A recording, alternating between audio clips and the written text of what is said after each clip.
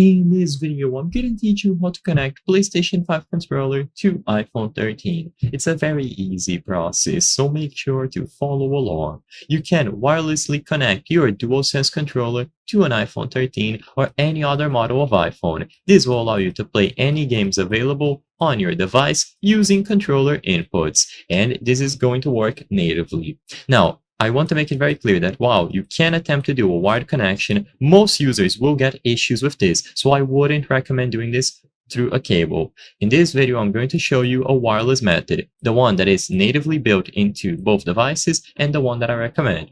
So to connect it wirelessly to your iPhone 13, to start, make sure that Bluetooth is enabled. So access the settings on your iPhone, and in here, make sure that Bluetooth is good to go and enabled.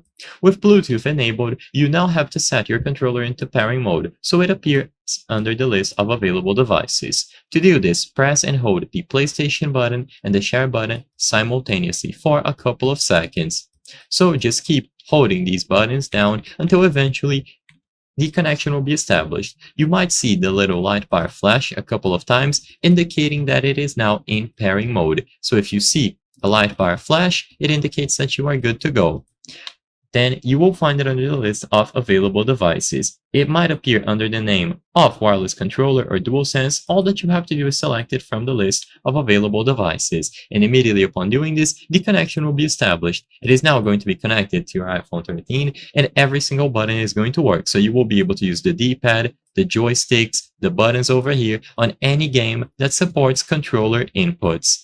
And you don't have to repeat this process every single time. Once you connect it once, as long as Bluetooth is enabled and you power it on, then it is going to automatically connect itself. Make sure that it is sufficiently charged, and if needed, plug it into a suitable power source for it to charge. It will need to have sufficient battery to connect, but once it is established, you will be good to go.